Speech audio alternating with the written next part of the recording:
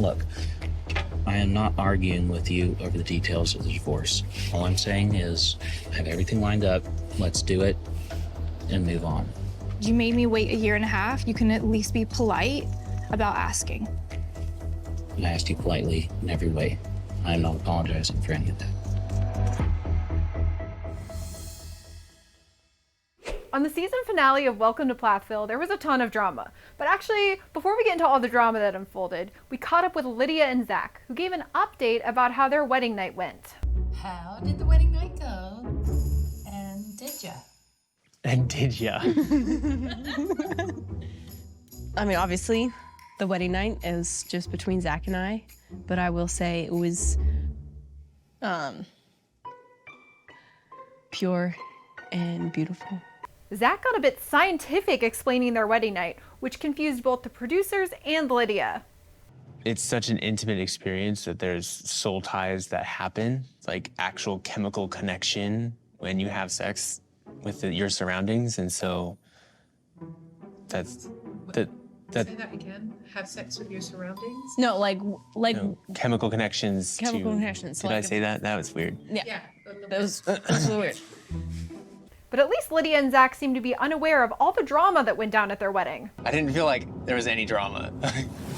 That concludes it here, Micah. Your woman wants to be like Olivia. Do you want that? I don't. But as we and the rest of the viewers know, there was actually a lot of drama that went down on their big day. And the day after, we caught up with Micah as he was confronting Veronica after his fight with his brother. I know I'm at a crossroads, and it's either we spill everything out on the table and work through it somehow, or we spill everything out on the table and walk away from it. If you don't want to change and accept my family and actually So I need to change? Yes, you absolutely you do. do have to change. Do you think I can keep living like this? At this point, with how much they're arguing, whether you're Team Micah or Team Veronica, it might just be time for them to call it quits. But then Veronica was questioned about claiming Ethan's girlfriend has an OnlyFans, and she said this. In the room you say, it might be clickbait. It might be clickbait that 1,000 things. There's mites to everything. Everything in this world, nothing is certain, except life and death and taxes. Well, she's not wrong when it comes to life, death, and taxes, but she continued to serve up the sarcasm when she was pressed about it. Is it possible that you were wrong about Tegan? It's possible I was wrong. It's also possible I was wrong about Micah. It's also possible I'm wrong about being a blonde. It's also possible I'm wrong that I'm not the mayor. Yeah, anything's possible. Say what you will about Veronica, but I had major empathy for her when the whole family was coming at her in this scene. I'm getting attacked. Like the drama. Yeah, rightfully so. Veronica, the reason you're getting attacked is because you have attacked every one Every of single us. person here. Amber, Kaylin, Isaac, my mom, Ethan, Tegan. I have yelled And at me. Even people that And are me. not here. Either I strictly choose her over my family and continue down a very difficult road, or I just cut ties. Well, if that wasn't foreshadowing, in the next scene you'll see Micah follow through on that sentiment and actually break up with Veronica. I think we need to go back to Boca, and we are done. Micah, I'll We're come down done. and help you pack. When I tell Veronica that it's over, and I think we both know that it's not going to work out, she doesn't really say much. Do you think Veronica wanted you to break up with her? I don't know, that's a good possibility. Then Ethan had something to say about Veronica, but it wasn't just him. The whole family seems done with her. You probably don't see it because you are incapable of understanding this, but you missed out on a good family. You did. Yeah, Amen. honestly though. And that look right there says it all. That's the truth. Oh, nice knowing you, Veronica. Touche. Are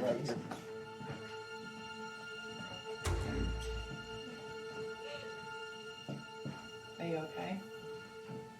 I deserve more than to get cheated on. Okay, I do feel a bit bad for her. The whole family was upset with her, and she must have felt cornered and alone in that moment. And then Kim said that she had always had Veronica's back in the past, but after hearing what she had been saying about her, that's not the case anymore. I've seen and heard enough today to know that I don't really want anything further to do with you. Ditto.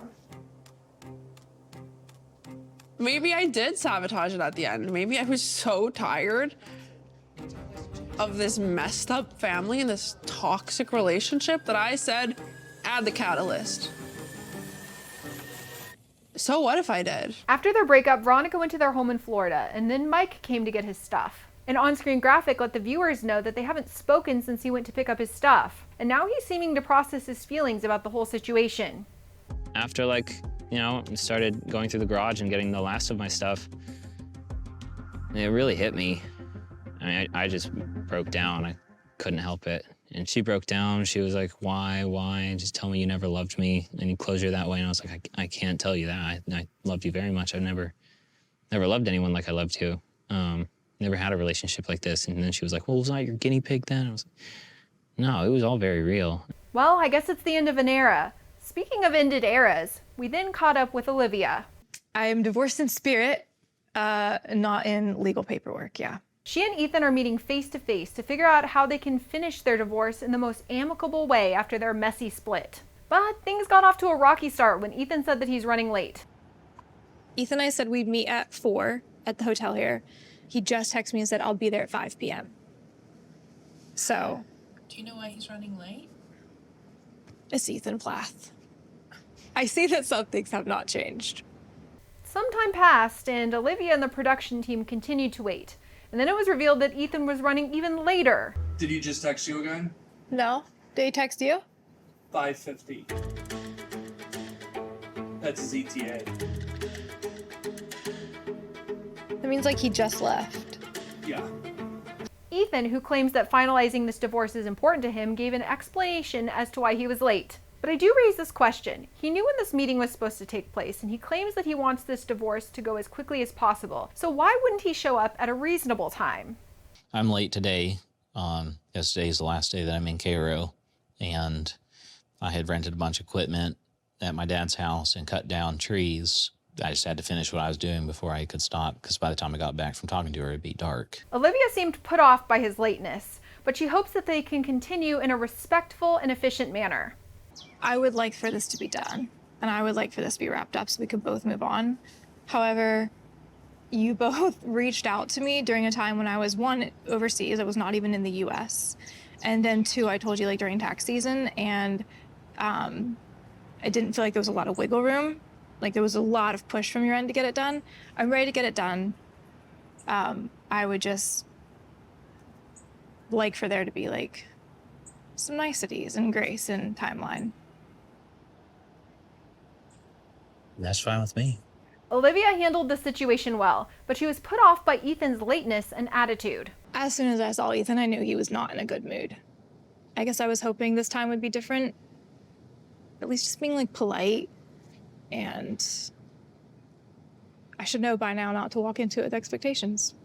Then Ethan asked her to stop talking badly about him and his family, but she said that she's not going to stop sharing her side of the story. It's not slander. No, it is slander. Me talking about my life and my experiences is not slander. Anyone can say they experienced anything, but if it's factually not true, it is slander. Olivia didn't back down, and she said that she's not going to stop sharing about her experience with the Plaths. They feel free to talk about what they think of me, but they don't want me to do the same for them because it doesn't reflect well on them. And I think that if people want to be talked about more warmly, they should have treated others better. Ethan ended up storming away after their meeting and closed the metaphorical and literal door on this chapter in his life. Have a nice life.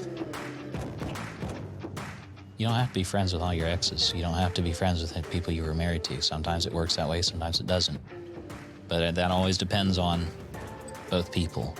And in this case, there's absolutely no way her and I will ever be friends.